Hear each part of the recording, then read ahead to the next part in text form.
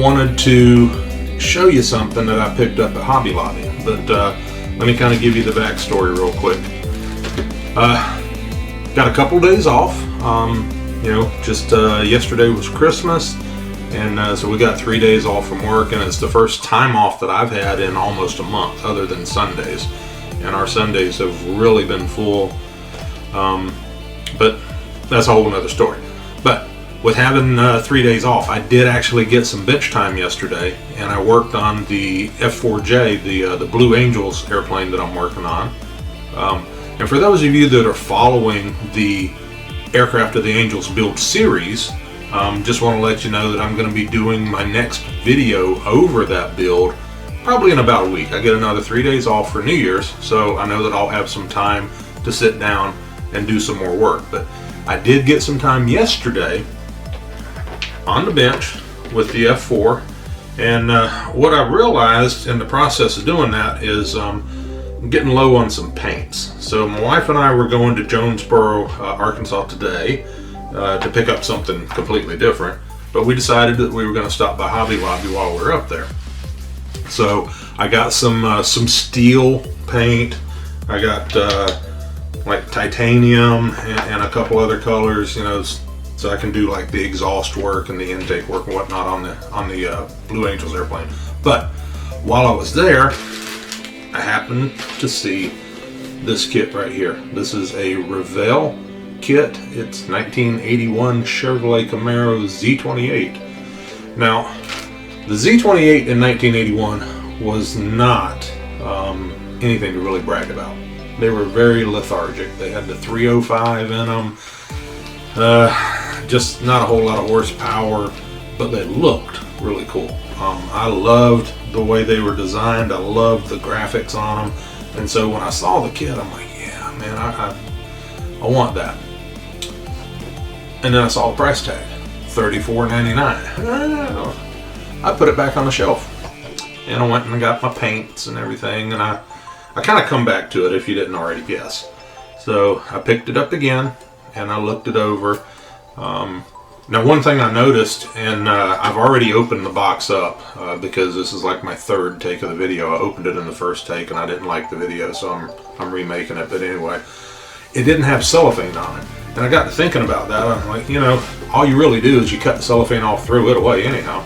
So, but yeah, it didn't have cellophane, but it's got these little round tabs on each corner where it was taped shut. So I know that it had not been into. I was the first one to open it. But what really caught my attention when I looked at it the second time was this little part right here. It shows the decal sheet. And the decals in this kit are done in blue, they're done in orange, they're done in gold, and they're done in like a gray color. Which means you could paint this kit just about any color you wanted, and they've got decals that'll go with it. I was like, man, that's really cool. So I decided, okay, I like the way it looks. I really like the 81 Camaros. These things have a lot of potential. The Camaro had a lot of potential. I think this kit's got a lot of potential too. So I went ahead and picked it up. Now, the story don't stop there. Got up front to the cash register, and the cashier, she rang it up, $34.99, and then she pulled out her little flyer from underneath the counter, and she typed something else into the register, and it rang up at 20 bucks, 20 and some change. And I'm like, wow, hey, that's cool, I didn't know it was on sale, but must be my lucky day. Anyway, so 20 bucks. This is going to be one of my next projects after the Blue Angels build series. And of course, probably in conjunction with the NASCAR group build that starts in February also. But let's go ahead and take a look inside the box. Now, I've already been in the box once, so I kind of know what's going on here. First thing I wanted to show you is you have typical Revell instructions, which these instructions are really nice. They're very well done. The graphics in them are very high quality. I like that it's got the diagram for all the decals and everything on the back. So typical Revell instruction sheet. They did a good job on it. Get all the clear glass pieces. and it's a T-top car. So I'll end up probably tinting these T-tops, maybe the back window. Anyway, now this is what really caught my attention, and I saw this on the outside of the box, but check out the decal sheet. Look at the color options that you have there. So like I said, you can paint this car in just about any color you want, and you've got graphics to go along with it. And that's the part that I thought was really cool. Now, another thing is taillights, headlights are decals. Some of the interior, like door handles and stuff like that, are all decals. So speedometers and everything for the dashboard. So it's gonna give a good representation, a good quality representation inside the car when everything's all said and done. Got this bag that's in there.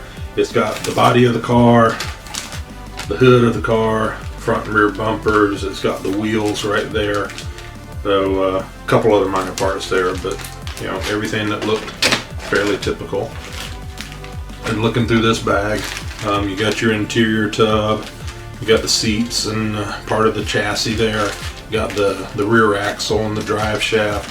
And I'm like, those are tires. There's the tires right there. They're molded in styrene. See them? So you do not get the typical rubber or vinyl tires that come with the kit. They're like, how cheap is that? And then I noticed something else that really was kind of alarming. That's the bottom half of the engine, and it's molded to the chassis. Like, that's real cheap. Real cheap. The exhaust, the front part of the exhaust, actually the whole exhaust, now that I'm looking at it, is molded into the chassis. Not cool. So I don't know if I'm going to leave that alone or if I'm going to change that, but not real happy with that. So I do have a fix for it, possibly. I have, and this comes from Jeff Metzger down at, I picked this up at Acme in Atlanta back in November, and this is a resin 632 big block Chevrolet engine kit. So I have another engine to go in it, and a 632 in this car would be just awesome. And I've had these kind of sitting around for a while too. Tires, wheels, and brake rotors. So, and these are very close to like the late model IROC Camaro wheels, and so I thought, you know, that would look really nice on this Z-28 also.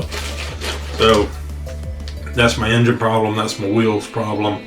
I don't really know what I'm going to do about the chassis yet. I might actually switch a different chassis underneath the car, I don't know. But just not real happy with how that engine is molded into it, how the exhaust is molded into it. I mean, it's just, lack of detail is just tremendous in this kit. I mean, if I'd have paid full price for it, I'd have probably taken it back and tried to get my money back, because that's just, it's terrible. It really is. But for all the plans that I have for it, all the modifications that I have, I'm excited about it. This is going to turn out and be a really cool looking kit. Like I said, the Camaro itself, the real thing, had a lot of potential, and I think this kit does as well. So you tell me, is it going to be lethargic or is it going to be lethal? I don't know, we'll see. So we'll set that up there, and now back to the F4J, the Blue Angels build. Like I said, I am working on that, and I have another 3 days off coming over New Year's, so I know I'm going to get a little bit more time to sit down and work on that project, and I'm going to do a video. I've actually started putting that video together, so look for that one in about a week or so, right around New Year's, for those of you that are following that build series. So anyhow, that's pretty much all I got for today, so I'm pretty sure that you guys know the drill here. Take care, God bless, and remember, pay attention to the details. We'll see you again soon.